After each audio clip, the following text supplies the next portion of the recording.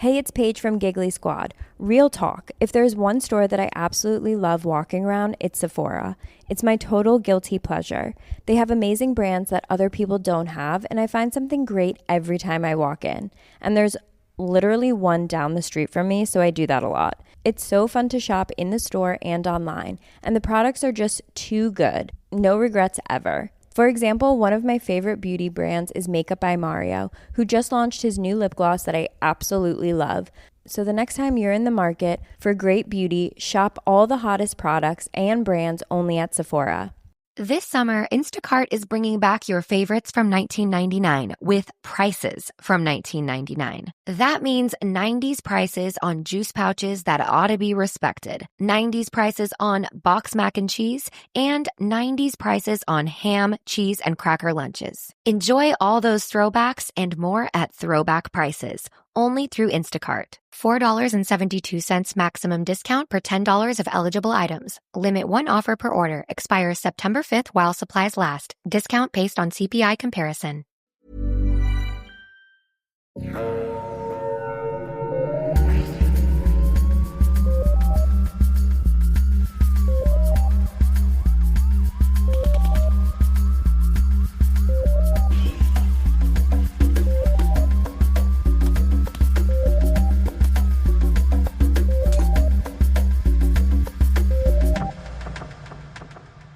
Bonjour tout le monde, bienvenue à Un peu de crime dans ton café. Je suis votre animatrice Catherine et je suis avec Audrey. Comment ça va, Audrey? Ah, ça va pas trop pire. Et toi, Catherine, comment ça va?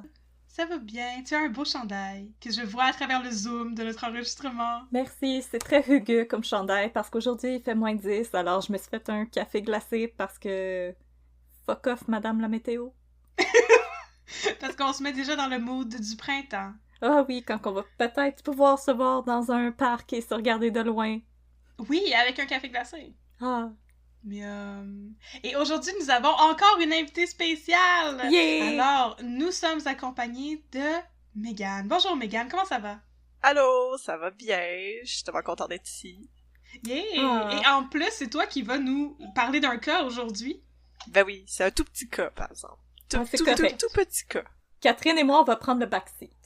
C'est un crime puff, c'est ça? Oui, c'est ça. Ça va être un petit crime puff. Donc, parce que j'ai pas beaucoup d'informations, puis vous allez voir un peu voir pourquoi, mais... Nous avons aussi du café, fidèle à notre habitude. Alors, aujourd'hui, nous avons un autre café du Roasters Pack. On n'arrête pas de parler du maudit Roasters Pack. Le monde va être tanné d'entendre parler du Roasters Pack. Ils vont finir par vous commanditer à un moment donné. Faudrait les contacter directement pour leur dire qu'on parle tellement souvent d'eux autres. Je suis sûre qu'ils seraient très contents de Je l'ai faite. Pour vrai, ben il faut, hein. Il faut. On est des boss girls. Puis, non, des girl boss. On est des girl boss ass bitch, yeah, yeah, yeah! Je suis tellement une vieille personne qui sait utiliser les jeunes expressions. On est des boss girls! On est des boss girls! Hashtag boss! Hashtag boss babe! Alors, hashtag Rosie all day! Hashtag Rose Gold!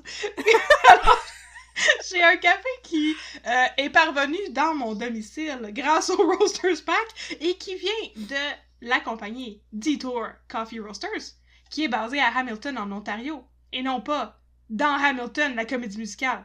Ah! Voilà. C'était ma joke. Genre, il y a du café qui apparaît. Bon. C'est un café qui s'appelle Radiant et qui a des notes de date, d'apricot et de chocolat aux épices. Oh, ça doit être sucré. C'est pas mal sucré. Et pour ça, c'est un bon café de dégustation d'après-midi pendant que t'es en train de faire ta patience avec tes petites cartes sur le bord de la table. Je suis sûre que ma grand-mère aurait vraiment aimé ça. C'est ça, moi je l'ai préparé avec la presse française. Écoutez, j'ai finalement été convertie à la presse française parce que chez nous, il y a trop de machines à café.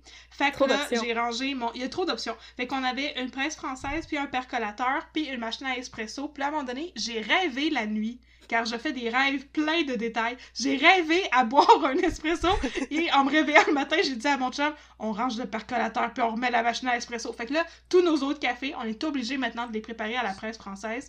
Puis là, j'ai réglé mon problème, que je trouvais que ça goûtait trop dilué. J'ai juste mis plus de café, puis j'ai fermé ma gueule. C'est pas facile, vraiment. Alors, j'ai pu déguster le très bon café du Detour Coffee Roasters. J'allais dire merci Detour Coffee Roasters, mais ils savent pas que... Ils savent pas que j'aime au leur courant. café. Ils sont pas au courant. Ils sont pas encore au courant. Ben, qu'on aime leur écoute, peut-être café. que leurs oreilles vont scier, là, parce qu'on parle d'eux autres. Ouais, ça fait un petit bout qu'on parle d'autres. Alors, trêve de détails inutiles sur ma vie. Megan, de quoi tu vas nous parler aujourd'hui? Oui, ben aujourd'hui, en fait, pour un petit préambule avant de vous embarquer dans le sujet, moi je suis une grande fan de white collar crime, dans tous les crimes de fraude, un peu à l'affaire Norbourg, là, donc comme Audrey elle avait présenté dans un autre épisode. Donc je me suis dit, c'est quoi les histoires de fraude québécoises qu'on connaît peut-être un peu moins, donc sans aller dans des grosses affaires de fraude rocambolesques et qui font du gros battement médiatique. Alors je suis allée sur Google, taper comme une grande chercheuse que je suis. Dans la Taper, machine Google. La machine Google. C'est ça. J'ai power up mon computer. Sur les internets, les interwebs. Les interwebs. Je suis allée taper les gros mots-clés vraiment détaillés de fraude Québec. Et ce qui est apparu... T'as tapé des gros mots. Ouais. Donc, c'est ça, ma recherche très détaillée. En fait, ça m'a amené dans un endroit un peu insoupçonné. Un des premiers résultats qui est apparu, c'est une des plus grosses fraudes qu'on considère encore une des plus grosses fraudes du Canada, même, mais que ça s'est passé au Québec. Ayons donc là c'est- l'affaire. Ayons là Hey. l'affaire. On a les meilleurs fraudeurs. Hey, Parce qu'on on était est là avant. C'est ça, On a de l'expérience. c'est ça le Canada anglais, ils ont rien contre nous autres. Haha. Donc c'est ça, je suis tombée sur un mini-article sur sympathico.ca écrit par Marie-Lise Paquin en 2016. Pour vrai, l'article fait genre 4 phrases. Mais ça racontait l'histoire de Claude Faneuf, qui aurait fait une fraude en 1965 et avait pas vraiment d'autres informations que ça. Alors, je suis allée sur le site de la BNQ pour aller fouiller dans les journaux de l'époque. Et avant d'entrer dans l'histoire de Claude Faneuf, je vais faire comme vous faites habituellement et dévoiler mes sources. Donc, en plus de l'article de Sympathico des 4 phrases, Vive Sympathico. mes sources principales, en fait, ma source principale, c'est les articles de la presse de l'époque, mais aussi un article d'une chronique de Daniel Proulx qui faisait au début des années 90 qui s'appelait Des crimes et des hommes. C'est vraiment Oh! super bien écrit si vous allez lire ça dans la presse. Donc c'est un petit dossier qu'il avait fait d'une demi-page dans la presse du dimanche 27 juillet 1991. Donc c'est là que j'ai trouvé l'essentiel des informations parce que vous allez voir, il y en a pas tant que ça des informations. Donc ce qui m'a vraiment le plus étonné de l'histoire de Claude Faneuf, c'est que quand on commence à entendre les détails de qu'est-ce qui s'est réellement passé, je comprends pas comment on a pu oublier cette histoire-là ou est-ce que c'est complètement tombé justement dans l'oubli aujourd'hui. Puis aussi, compte tenu du battement médiatique qu'il y a eu en 1965 quand ça allait exploser. Donc, sans plus tarder, laissez-moi mettre un peu de crime dans votre café. Oh! Un petit crime puff. Un petit nuage de lait. Oh. Un Avec crème puff plaisir. dans ton café. Un crème crème puff puff dans au votre- café. Un Dans mon petit café dilué. café avec un petit crime puff. Oh, combinaison parfaite. Ah, ok, Catherine et moi, on va s'installer dans le backseat. Oup, clic. Et on te laisse Clic. prendre le volant. Je prends le volant. Mais donc, avant de vous donner plus de détails sur le crime lui-même, vous vous demandez sûrement qui est ce fameux Claude Faneuf. C'est qui, pour les- Mégane? Pour les fans de l'architecture montréalaise, ce n'est pas le Claude Faneuf qui était un des architectes qui a travaillé sur la rénovation du stade olympique dans les années 90. Si Cri vous de êtes des fans de déception ça- ouais, du c'est ça, fan c'est pas club lui. de l'architecture Montréal. J'allais dire, c'est qui sait ça exactement, cette information-là? Ils sont ok, comme apparemment, trois, plein mais de ils gens sont vraiment moi. intenses. Oui, c'est ça. Ouais. En fait, c'est plus parce que quand j'essayais de savoir qui était Claude Faneuf, c'était lui qui sortait tout le temps. J'étais comme, non, ça Ah. m'intéresse pas. Faut Les remonter maudits homonymes, là. faut remonter un peu plus dans le temps. Donc, en 1965, Claude Faneuf, 37 ans, résident de Repentigny, c'est un homme qui a tout envié, il semble, justement, quand on le regarde un peu de loin. Donc, il a une bonne position en tant que De loin, pas directeur de proche. Non, attendez, vous allez voir. Il a une bonne position en tant que directeur du service de crédit de la Mount Royal Paving Company. Donc, il faisait du pavement d'asphalte. Une compagnie de construction. Il est comptable dans cette compagnie-là. Il est marié à Jacqueline Larocque qui, selon les dires, serait extrêmement riche. C'est ce que les gens disaient à l'époque. Donc, sa famille était bien riche. Et il est aussi père de 3 jeunes filles de 11, 9 et 4 ans. Quand on regarde les très rares photos de Claude Phaneuf, on remarque rapidement son visage rond de chérubin, ses petits cheveux blonds et ses petits yeux doux. Je vous citais un extrait de la chronique de Daniel Proulx qui peint un portrait assez vif du comptable et de son couple aussi. Donc Daniel Proulx écrit les plus psychologues et les plus perspicaces, qui ne sont pas toujours les mêmes, imputent son humeur revêche à son insatisfaction de sa propre personne. Il est en effet petit, il fait à peine 1m57, donc 5 pieds 2, et il porte des chaussures à talons hauts pour compenser sa petite taille. Clic-clac, clic-clac, clic-clac, clic-clac. Juste... commentaire à part aussi, des articles de 1965 arrivaient pas à s'entendre sur à quel point il était petit, parce que j'ai même vu un article qui disait qu'il faisait 4 pieds 10.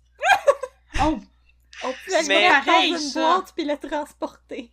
Oui, c'est ça, il était tout petit, mais il faisait probablement juste 5 pieds 2, là, donc 4 pieds 10, c'est un peu une exagération, mais c'est pour dire à quel point les gens stiquaient vraiment beaucoup sur ce détail-là. Donc, suite de la citation de Daniel Proulx, il écrit « Il cache aussi sa calvitie sous une perruque blonde, c'est pas ses vrais cheveux. » Oh non! Mon Dieu, gasp! Oui, gasp. Mais mon Dieu, c'est une drag queen, Claude Phaneuf! Claude Phaneuf est drag queen. Est-ce que c'est une drag queen voyante? Ouais, est-ce que ça va l'avenir? T'es un peu plus smart que ça. Suite de la citation, il s'en trouve cependant beaucoup pour l'envier. Claude Phaneuf a une position, il est marié à une jolie femme qui le dépasse de 13 cm, encore un commentaire sur sa taille. Elle peut le taper sur la tête et faire gentil garçon! Oui, c'est ça. 13 cm. C'est gros, 13 C'est un petit peu plus qu'un pied de plus, là. Fait qu'elle devait faire pas loin de 6 pieds 1, là. Oh my god, c'est une géante! C'est une géante riche. Une géante riche qui sort avec un homme qui a l'air d'avoir 14 ans et qui porte une perruque. C'est un couple incroyable. Écoute, il devait avoir une personnalité en or. Même pas. Un homme en or. Même pas, c'est ça. Oh, cette affaire. Donc, mais tout ça pour dire que la vie est belle pour Claude Phaneuf, justement, d'un point de vue externe. À Repentigny, on peine à imaginer qu'il est juste le directeur du service de crédit, parce qu'il vit comme s'il était le patron de la Mount Royal Company. C'est un grand fan de voitures de luxe, et plus particulièrement, il tripe sur les Cadillacs et les Jaguars.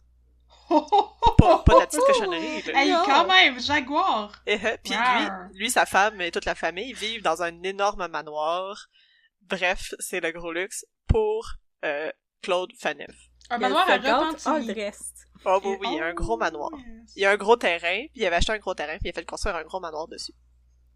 Donc, as you should. Oui, ben c'est ça, si t'as l'argent pour le faire, si ta femme est riche. Tu vas faire d'autres sur ton gros manoir, ben oui. C'est ça. Ben, les gens pensaient qu'elle était riche. T'es en train de nous dire qu'elle était pas riche? On sait pas, hein? On va voir. On continue. On aurait la géante de Repentigny. Ouais, non, c'est ça. Le vendredi 15 avril 1965, Claude Phaneuf quitte le travail pour sa quinzaine, donc ses vacances d'une durée de 15 jours. Il y avait des gros avantages avec sa job. On apprend des expressions tous les jours pour sa quinzaine. Sa quinzaine, oui, c'est ça. Son quinceañera. Et donc, rien d'extraordinaire. Il est pas mal content de partir en vacances, comme on l'est habituellement pour partir à sa quinzaine. Ouais. Donc, avec le recul, il y a beaucoup d'employés qui disent que son humeur était peut-être un petit peu trop positive, parce que c'était pas vraiment dans ses habitudes d'être de bonne humeur. En fait, ses collègues disaient qu'il était souvent assez amer. C'est pas dans ses habitudes d'être de bonne humeur. Non, c'est ça. Ses collègues disaient qu'il était tout le temps fâché. Non, il organisait un party de fête pis il était comme manger la merde. C'était pas son genre. C'était pas son genre de dire bye bye à tout le monde avec le grand sourire. C'était plus son genre de partir à l'irlandaise. Irish goodbye de job. Là. Non, Janet, je veux pas savoir ce que tu vas faire en fin de semaine. Laisse-moi tranquille! Je vais aller dans mon manoir. Tu vas faire ton shower de bébé! Personne veut y aller, c'est plat! Je vais vous citer encore Daniel Prou, qui décrit un peu plus le genre d'employé que était Claude Faneuf. Donc, il écrit « Le directeur du service de crédit de la Mount Royal Paving est le type même de l'employé modèle dont il faut savoir s'entourer quand on dirige les destinées d'une entreprise de cette envergure. » Daniel Claude... Prou a tellement une plume imagée, là. Ah, c'est beau, là. Allez, comme je vous encourage vraiment à aller lire ça parce que c'est vraiment... C'est comme regarder un film.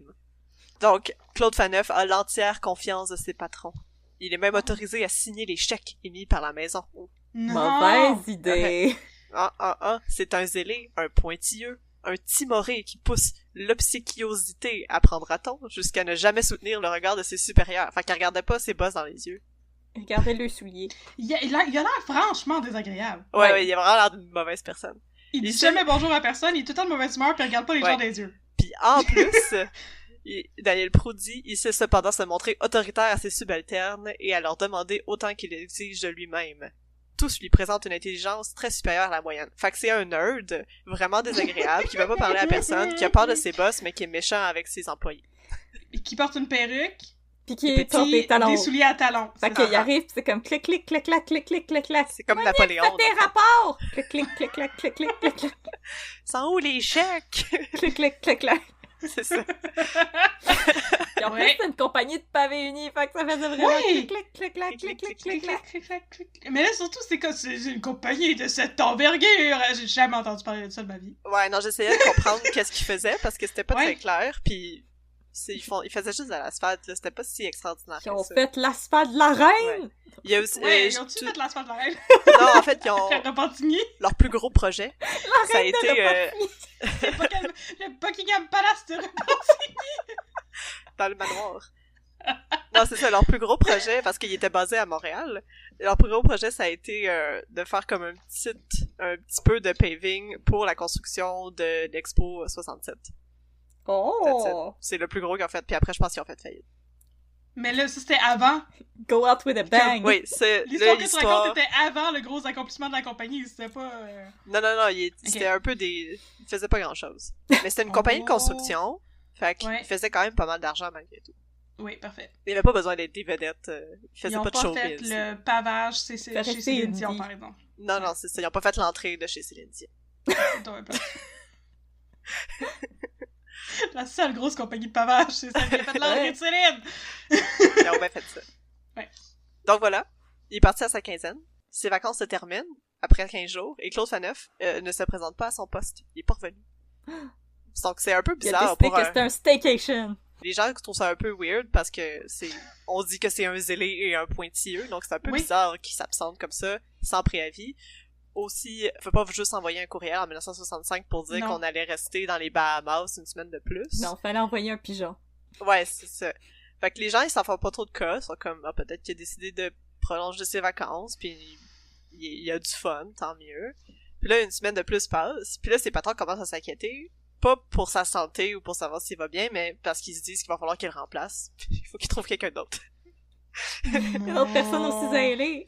Ouais, c'est ça, comme... C'est terrible. Il était tellement dévoué, pis c'est juste comme, on se demande pas s'il est encore en vie, on se demande quand est-ce qu'on peut partir le processus d'embauche pour trouver son remplaçant. Ça, comme... mais aussi un employé modèle que ça, là, n'importe qui est remplaçable. Incluant Claude Faneuf. C'était tellement un simpler time dans les années 60. Tu te présentes pas à ta job, pis y a personne qui peut te contacter, pis y a juste pas de manière de savoir ce qui est arrivé, fait que tu restes en vacances. Ouais. Peut-être qu'il avait décidé lui aussi qu'il était un hashtag boss girl, comme j'ai dit tantôt, pis qu'il allait faire son propre horaire à partir de maintenant. Exactement. Hashtag boss girl Claude Faneuf. Hashtag boss girl get shit done, hashtag rosé all day, hashtag sketcher, hashtag booty shorts.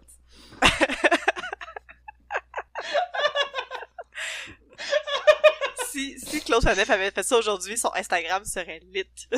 Il serait lit en est. Je pense que je viens de comprendre pourquoi nos chiffres sont aussi bas avec les 25 ans et moins. C'est ça, il aurait pu mettre des photos de lui sur sa Jaguar, avec sa femme qui fait un pied de plus que lui. Il aurait fait des TikTok dans sa Jaguar. Blessed. En lip-syncant sur du rap du moment, sur du Post Malone. Et c'est exactement ça. Mais là, c'est 1965, fait qu'il y a personne qui savait qu'est-ce qu'il faisait. Il peut juste faire du lip-sync sur du... Pauvre, il était une sur victime de son époque. Je t'ai fait un beau lip-sync sur Edith Piaf. C'est tellement bon. Check, j'ai mis la perruque en conséquence de... Poup! Il met sa moumoute. Donc, ses boss sont comment, whatever, on va trouver quelqu'un d'autre pour prendre sa place. 3 semaines passées la date prévue de son retour de vacances, donc un nouveau comptable prend sa place à la direction du service de crédit. Et rapidement, le jeune nouveau qui l'a remplacé commence à trouver des irrégularités dans les rapports de crédit. Donc, il y a quelque chose qui... ça add up pas, là. Donc, les dirigeants de la firme, avec l'aide de spécialistes, décident d'aller chercher pour essayer de comprendre qu'est-ce qui se passe. Parce que c'était comme c'était un junior qui venait de rentrer. Donc, il avait trouvé quelque chose de bizarre, mais il fallait quand même que des seniors passent en arrière de lui, puis check si tout était correct. Donc, il s'attendait pas un peu à ce qu'il allait découvrir, puis il ne s'attendait pas non plus à ce que ce soit l'une des plus grosses histoires de fraude de l'histoire du Québec et du Canada. 1 mois plus tard, donc les boss commencent à se rendre à l'évidence que Claude Faneuf, il a quitté le pays, puis il reviendra pas, là. Parce que il est parti avec assez d'argent pour pas avoir à s'inquiéter jusqu'à la fin de ses jours, puis que ses enfants aient pas à s'inquiéter après lui. Donc après toutes les enquêtes spécialistes, on connaît toujours pas exactement la somme qu'il a pu frauder. Mais au début, on estimait à peu près que c'était environ autour de 1 million de dollars en argent. Hey, it's Paige from Giggly Squad. Real talk. If there's one store that I absolutely love walking around, it's Sephora. It's my total guilty pleasure. They have amazing brands that other people don't have, and I find something great every time I walk in. And there's literally one down the street from me, so I do that a lot. It's so fun to shop in the store and online, and the products are just too good. No regrets ever. For example, one of my favorite beauty brands is Makeup by Mario, who just launched his new lip gloss that I absolutely love. So the next time you're in the market for great beauty, shop all the hottest products and brands only at Sephora. En 1965, au final, après comme avoir passé tous les documents, on n'est même pas sûr encore, qu'il aurait réussi à extroquer à peu près 6 millions de dollars en argent de 1965. Ce qui fait environ 50 millions en argent d'aujourd'hui. Seigneur! Mais là, il était parti avec sa famille. C'est ça, je vais revenir un peu plus tard. Là. Fait qu'il est parti avec sa femme, ses enfants, puis ils sont pas revenus, puis leur manoir à Repentigny, il y a personne qui est revenu. Le manoir est à l'abandon, il est tenté. Oh non! Donc, comment, vous vous demandez peut-être, il a réussi à faire ça? Oui, là, j'ai un peu besoin de votre aide, parce que je suis pas spécialiste, je suis pas comptable dans la vie, je suis pas spécialiste non des plus. chiffres. Ouais, à 3 cerveaux, on va y arriver, C'est ça, je me disais, parce que, c'est ça, les articles essayaient de décrire qu'est-ce qui s'était passé, puis c'est vraiment pas clair. Puis je suis pas spécialiste, justement, de c'est quoi diriger un service de crédit. Donc, en tant que directeur... On a eu des bons commentaires sur notre épisode sur Norbourg. On devrait s'en sortir.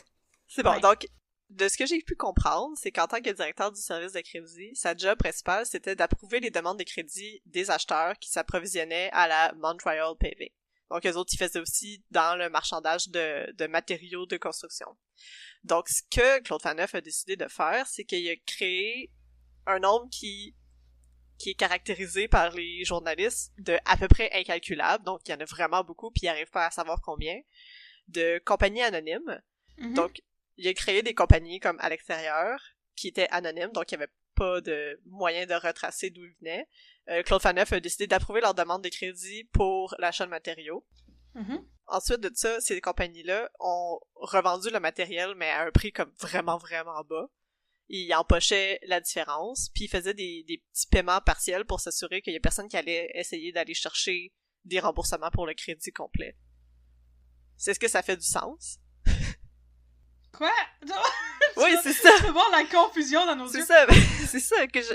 Je pense que oui, dans le fond, c'était comme des fausses réclamations. C'est comme des fausses réclamations. Fait que dans le fond, tout ce qu'il a fait, c'est accumuler du crédit, mais vu qu'il vendait des matériaux, il rempochait comme un peu la différence entre qu'est-ce qu'il avait acheté puis qu'est-ce qu'il avait vendu.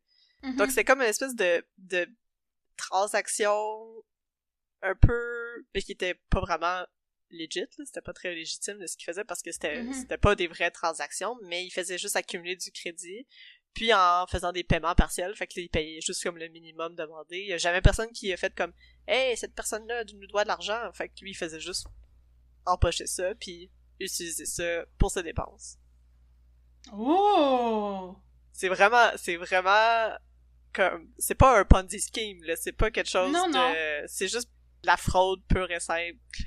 Mais c'est ça, ces compagnies-là, ils existaient pas pour vrai. Non, c'est ça, ces compagnies n'existaient pas là. Tu vois-tu comment qu'on est lente? Moi, je te dis, oh, mais c'est moi, là. Je pense que Je me suis donné un mal de tête à essayer de, comme, décrire ça de façon légitime, puis je suis pas sûre de bien comprendre encore comment ça marchait, mais c'est il y comme avait pas... c'est le fun, le white collar crime, c'est juste tout le temps quand on essaie d'expliquer Ouais. comment ils faisaient ça, on est comme, il prenait de l'argent, il mettait à droite, mais il pour de vrai C'est l'argent était à gauche, ok? T'as-tu Là, compris? oui, l'argent, il devait aller dans la poche de cette personne, mais il allait au bord de la fenêtre. Ouais, c'est ça, Exact. puis je pense que les journalistes ne savaient pas plus non plus, parce qu'ils essayaient de l'expliquer, puis c'était pas clair, ou ça changeait d'une Il y a version comme- à l'autre, là. C'est comme le jeu du téléphone, là, à un moment donné, on sait Mhm, plus vraiment, là. Ok. Donc, ça, c'est comme ce qu'on pense qui est arrivé pour comment il a fait plein d'argent. Mais, donc, pour revenir un peu à l'enquête, au départ, la Montreal Paving décide d'engager une agence de détective privé qui s'appelle La Citadelle pour débruiter l'affaire. Donc, ils voulaient pas que la police s'en mêle, mais le secret se maintient pas très très longtemps parce que ils demandent ils ont besoin d'un mandat de perquisition pour aller fouiller le manoir. Donc, il a fallu qu'ils demandent au service de police de Repentigny de leur donner le mandat. Fait qu'éventuellement, les journalistes en ont entendu parler, puis ils ont réussi à justement sortir la vérité au grand public. Non, ok. Ouais, mais ça a pris quand même plusieurs mois parce que il est parti au mois d'avril, mais c'est juste à l'automne, fait qu'à peu près autour du mois d'octobre-novembre qu'on commence à en apprendre un peu plus sur qu'est-ce qui s'est passé et du fait qu'il y a eu une fraude. Donc, rapidement, la Sûreté du Québec décide de s'en mêler. Les journaux sautent sur l'affaire, évidemment, et principalement pour diffuser un avis de recherche à l'automne 1965. Mhm. La compagnie offrait 15 000 $ pour toute information concernant Claude Phaneuf et sa famille, donc son où c'est Ouais. qu'ils Ils sont, sont pile! Ouais. comment Claire on Lamarche peut les vient nous retrouver. aider. Oui. Il envoie son signalement à tous les services de police de l'Amérique du Nord et même Interpol se met sur le cas parce Oh qu'il my pense God. qu'éventuellement il se serait sauvé à l'international. Donc c'est vraiment pas évident par contre d'identifier Claude Phaneuf ou les membres de sa famille. Parce qu'il a changé de perruque!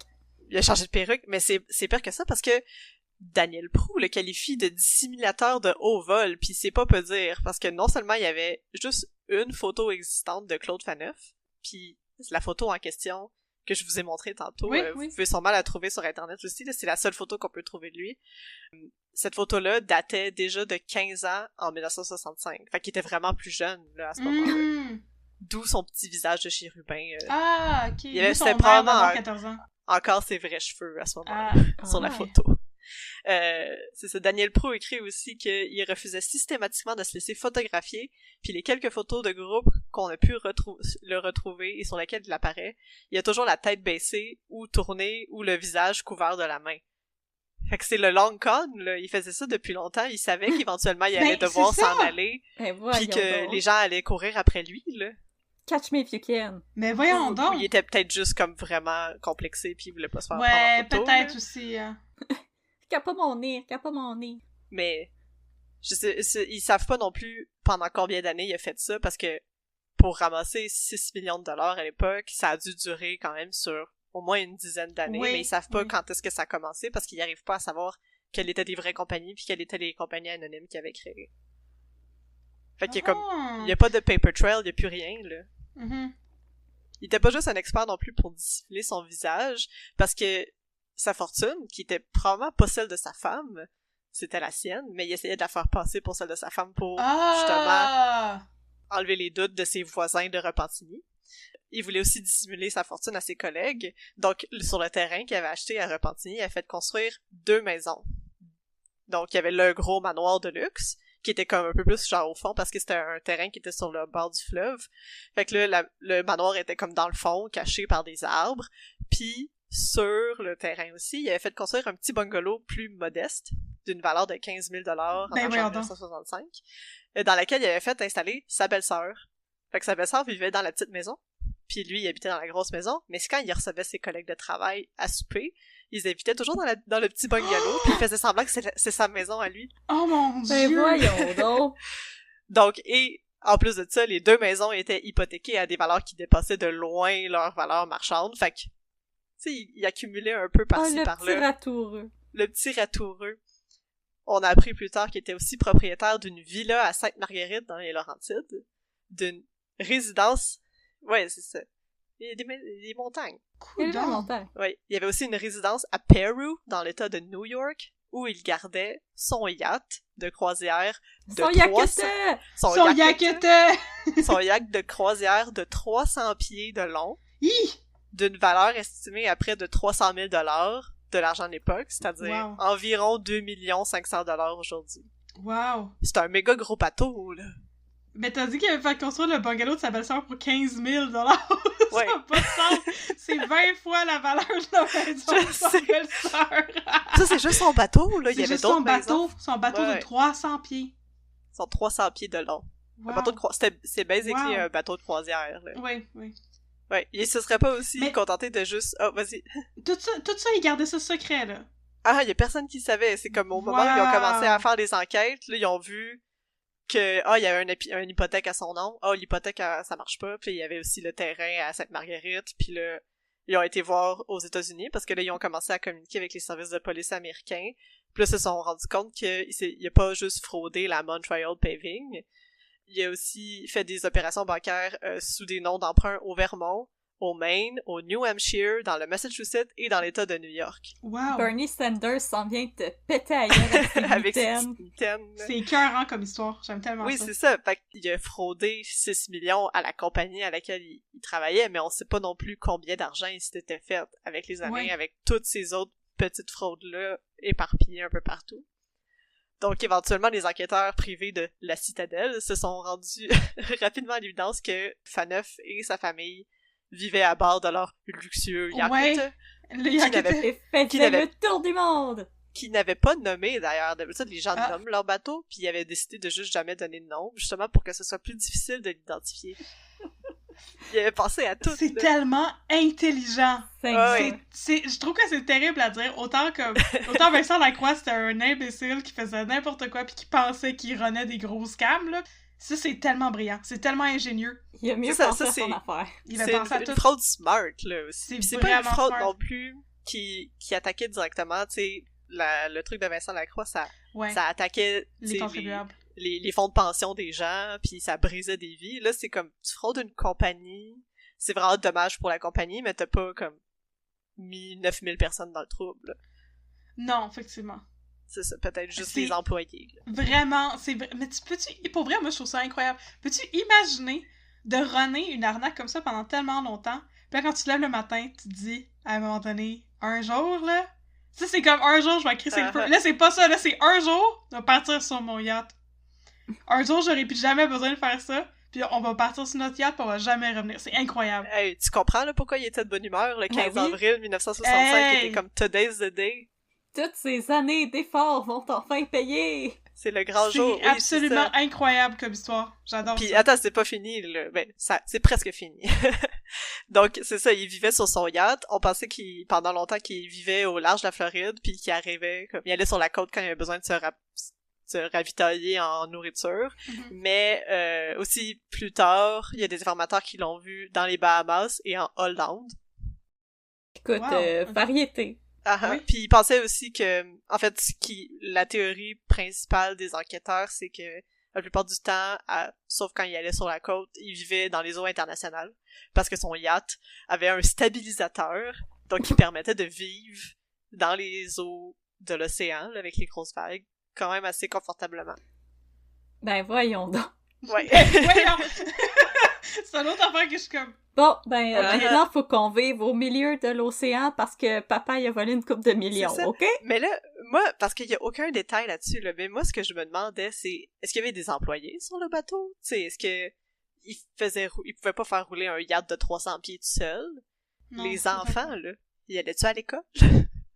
Parce qu'on n'a jamais retrouvé, on sait pas qu'est-ce qui est arrivé avec eux, on les a jamais retrouvés, puis Moi, je pense qu'ils sont allés refaire leur vie en quelque part de très très riche, là. Ils Ben sont oui, peut-être c'est allés vivre à Monaco, parce qu'à un moment donné, t'étais écœuré de vivre sur le bateau, là. Je veux dire, surtout les enfants. Il y avait 11, 9 et 4 ans. La C'est plus ça. jeune, elle avait 4 ans. À un moment donné, tu sais, t'es rendu à la fin de l'adolescence, là, pis tu veux comme vivre ta vie, là, pis là, ton père, il te débarque sur la côte à Nice, là, pis il te donne 2 millions, pis tu pars. Ben oui, c'est ça. Mais comment C'est t'expliques à certain. ton enfant de 4 ans, t'es comme, l'année prochaine, t'iras pas à la maternelle, on va aller vivre en plein milieu de l'océan. Puis ton meilleur ami, ça va être Flipper. Donc voilà, à la fin de l'année Aïe, aïe. 1965, Claude Faneuf, il est en liste de toutes les listes des 10 personnes les plus recherchées au Canada, mais on l'a jamais retrouvé. Ben voyons donc. C'est complètement insane. C'est Voilà. évanoui dans la nature avec ses talons hauts. Il a réussi sa fraude. Il est probablement décédé aujourd'hui, parce que ça fait Oui, quand même près de 60 ans, mais là, ses enfants doivent être encore vivants. Probablement. Ils ont peut-être Probablement. changé de nom aussi. Donc, Mais c'est ça, je me disais, tu sais, pour qu'ils puissent faire de la fraude aussi aux États-Unis, puis qu'ils suspectent qu'ils vivent en périphérie de la Floride, ils devaient bien parler anglais, puis ils devaient avoir des alias surtout. mhm. Ils devaient être connus sous d'autres noms, parce que Claude, c'est pas un nom que les Américains sont capables de prononcer. Cloud. Cloud Fanine. Fenêtre. Ah! Mais non, Ouais. c'est ça, fait, ils devaient avoir des alias, puis ils devaient parler très bien anglais, là. Uh-huh. Mais moi, ce que je trouve vraiment fascinant, c'est qu'on a rien, on a aucune information là-dessus, puis tout le monde s'est mis à faire des enquêtes là-dessus, puis on n'arrivait pas à trouver. Donc c'était vraiment, tu sais, quand ses collègues disaient qu'il y avait une intelligence supérieure à la moyenne, I guess ouais. que c'était vrai, là. Ouais. Ah, il avait prévu tous ses coups à l'avance. Ouais. Mhm. C'est vraiment hallucinant comme Il histoire. y avait plein de perruques, là, comme Moira dans Schitt's Creek. Oui, là. comme Son Moira mur dans de Schitt's Creek. perruques, là, il était prêt. Aïe, Voilà. aïe! À quand le film? Quand le Quand? film, mais oui, Tu sais, là, il y a... Je sais pas c'est quand. À un moment donné, j'ai raconté l'histoire du sirop d'érable. Ben, j'avais lu sur Internet qu'il allait faire un film là-dessus, là. Excuse-moi, l'histoire de Claude Faneuf, c'est bien plus intéressant que le vol de sirop d'érable, là. Pourquoi ils font pas de film là-dessus? puis il y a un yacht de 300 pieds qui vaut presque 3 millions de dollars. C'est fou. C'est fou. Je suis tellement 100% satisfaite de ce crime dans mon café. Je suis satisfaite. My mind is blown. Wow. Je suis Blown prête pour le mind reste de la et journée. girl boss. Girl boss. Bravo Claude, t'es une vraie hashtag girl boss. Il est vraiment un hashtag girl boss. Mm. Avec ses petits talons hauts, là. Clic, clic, clic, clic, clic, clic, clic, clic. Oh, ben merci beaucoup, Mégane, pour ce cas qui était absolument incroyable. Et si vous connaissez Claude Si Faneuf, si vous avez des informations sur... Appelez la police, pas de nous autres, on peut rien faire. Oui, c'est si vous exactement avez des ça. informations, ouais, contactez-nous pas, parce qu'après ça, nous, il va falloir qu'on contacte la police, puis il va falloir qu'on explique où est-ce qu'on a pris l'information, puis là, ça va devenir compliqué. Puis là, on pourra Contactez-les plus faire le directement. là. podcast, puis... Ouais, c'est ça, appelez la police directement. Venez pas nous parler! Parce que nous, on va juste faire des jokes, pis comme... Fait que, ouais, fait que pour appeler la police, c'est le 911, et pour écrire à nous, c'est unpeudecrime@gmail.com. C'est une belle transition. Hein? Puis, C'est toujours important de s'en rappeler. Appelez le IXII pour les Romains. oui, pour les Romains. Nous sommes sur Facebook, @unpeudecrime, et sur Instagram, @unpeudecrime dans ton café. Et sur les réseaux sociaux, nous publions les beaux visuels créés par Audrey. Merci Audrey pour tous les beaux visuels. Oh, ça fait Ainsi plaisir. Magnifique. que nous relions aussi tous nos nouveaux épisodes. Alors si vous ne voulez jamais rien manquer d'un peu de crime, Jamais. allez vous abonner tout de suite. Voilà, jamais. Alors c'est ce qui conclut notre épisode d'aujourd'hui. Merci beaucoup Mégane d'avoir été avec nous. Merci, Ça fait Mégane. Alors nous vous disons, j'allais dire nous vous dites, mon Dieu, nous vous disons à la prochaine. Vous nous disiez... Vous À nous le prochain, disiez. tout le monde. À le prochain. Au revoir le. Bye. Bye tout le monde. Bye là!